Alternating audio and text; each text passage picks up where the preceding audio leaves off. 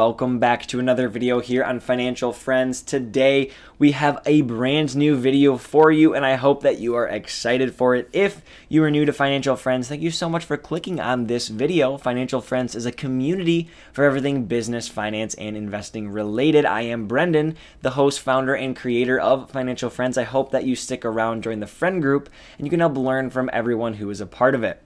If we can get this video to 50 likes, I will create a video based on whatever the top comment is. So let's go ahead and get this video to 50 likes. It just takes 1 second to go ahead and click that like button. Thank you very much for the support.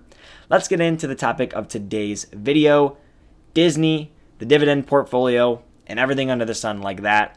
First things first, we're going to cover, though, the portfolio. If you want to skip forward to the part where we talk about Disney, there's going to be little timestamps down below or on your scroll bar. You can just kind of click ahead to that portion of the video. So we did add some Apple via a dividend. We added Realty Income via a dividend, and we added two via cash: SCHD, FizRocks, and Hershey. Those are the adds of the portfolio this week. The market continues to fall, and we will continue to buy quality companies at these cheaper prices. You can see the only stocks we've actually profited from thus far is Hershey, very, very small amount, and J&J as well. Again, a very, very small amount. The dividend portfolio is small, but it is continuing to grow. So just a quick small update, not too much going on in the portfolio. We're going to look at building out our SCHD and FizRocks positions a little bit more because we're lacking in the diversification, or the sort of 50% ETF allocation rather that I was looking to have. We're at about 41%, so we're going to push that forward. If you like the dividend tracker, by the way, go ahead, check out the link in the description below. You can join the dividend tracker. There is a premium version that you can pay for, and if you're interested in that, it helps support me, so I greatly appreciate that. Let's move on to the video.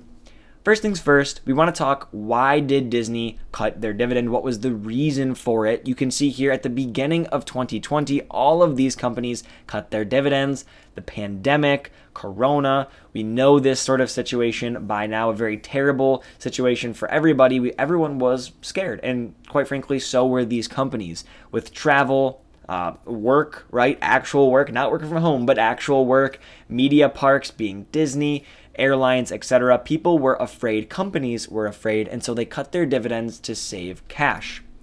Here are a group of dividend payers, traditionally dividend payers, that have still yet to return their dividends. Obviously among them, Walt Disney. Now the reason I bring this up, the reason I decided to talk about this today, is I just got back from Disney World. And so it kind of sparked my curiosity. What is going on in the economic or financial world of Disney? I am an investor in Disney. I do believe long-term in the company. I have done my research. I do understand Disney Plus and all the facets of Disney. It's a massive, massive company, a very hard company to get a full grasp on. But there are a few things going on that make me excited in terms of entertainment and content and the way that they can monetize and create revenue for their businesses. But also, I want to know about the dividend. Disney was a dividend payer of 40 years in a row, semi-annually, before they decided to cut the dividend. So what in the world is going on? Well, let's find out, right? Let's answer or poke into these sort of questions that I think face Disney, and the reason why I don't think that Disney will be bringing back their dividend anytime soon. So stick around, find out why. Here's why I'm curious about Disney. They have a lot of content in the pipeline right now. They just released Doctor Strange in the Multiverse of Madness. Cost them $200 million to produce, but it's done $688.1 million in the box office. Now, this means that Disney has demand. The parks were packed while I was there. Disney has demand. So why aren't they bringing back their dividend? Well, inflation. That's the first reason I think Disney is not bringing back their dividend. You could see here in 2020 when they cut their dividend. You could see here now what is going on. 8.3% year-over-year inflation, 8.5% just a month ago, or 2 months ago at this point. The cost to stay at home and do nothing is high. The demand to want to leave the house and go do things like Disney, see movies, etc. is high. So what do you pick? Consumers have to make a choice. Do I go travel and go to Disney World and enjoy and spend a ton of money? Or do I pay for gas, electricity, food, and stay home and try to save money while the prices of things are rising 8.5 or 8.3% per year? Well, Disney doesn't have the answer and is not inside the brain of these consumers. So quite frankly, they don't know the answer to that question, so why would they bring their dividend back?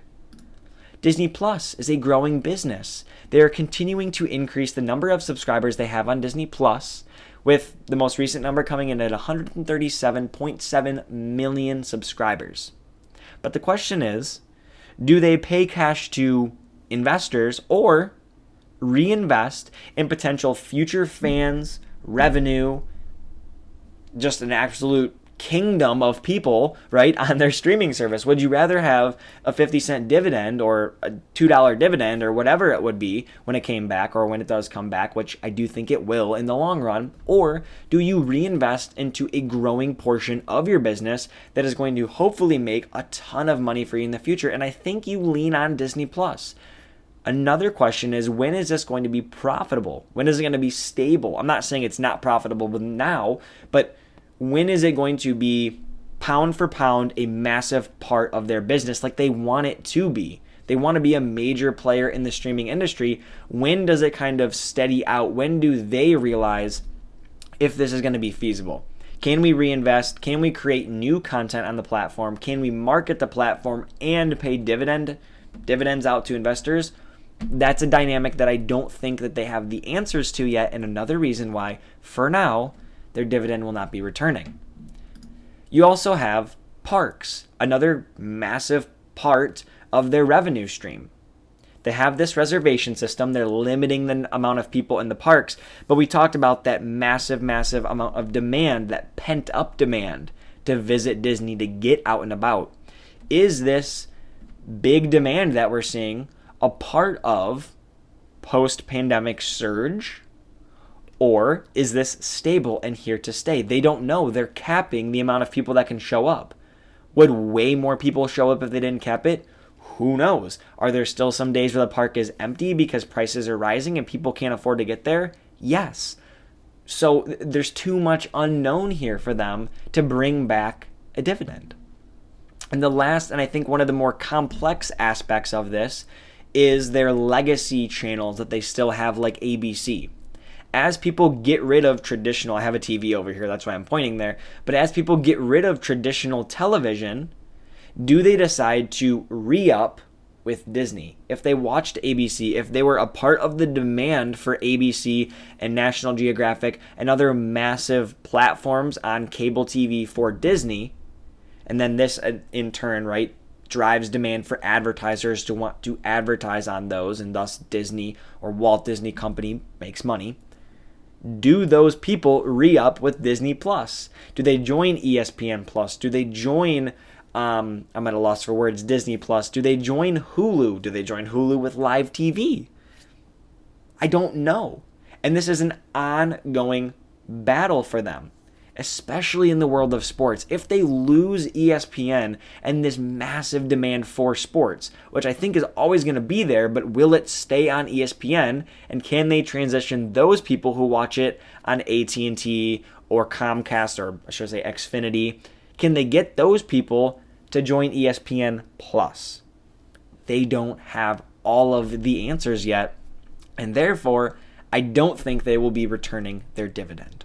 So I don't think that Disney will be returning their dividend anytime soon. Again, that is just my personal opinion. However, I do think over the long run, when they can gain the answers to these questions, which could take 2, 3, 4, 5 years to play out. I know they have a goal for, I think, 2024 or 2025 in terms of Disney Plus subscribers. I think it could take that long for them to reach a point where they feel comfortable reinstating their dividend. Now, if the demand for the stock, if the stock continues to fall, they might look at getting a small dividend back to kind of entice investors to come back. But I think they have a better opportunity reinvesting in the parks, the cruises, the Disney Plus experience and bundle as a whole to drive demand for Disney, to create revenue, to then show investors, look, we're still here. We're still the same old Disney we've always been. Our content is king. We know how to monetize our content. We know how to build around our content. Come invest in us. So thank you so much for watching. That is my assumption and plan and thought process of when Disney will bring back their dividend. Let me know in the comments below. When do you think they're going to bring it back? 22, 23, 24, 25, 2026, 2030. When do you think the dividend for Disney will come back? Thank you so much for tuning in. If you didn't already, go contribute to that 50 likes down below. Let's hit that and drop a comment. What will I be filming a video on if this video hits 50 likes? Thank you so much for joining. Thank you so much for joining the friend group. I'll talk to you later and have a great day. Bye-bye.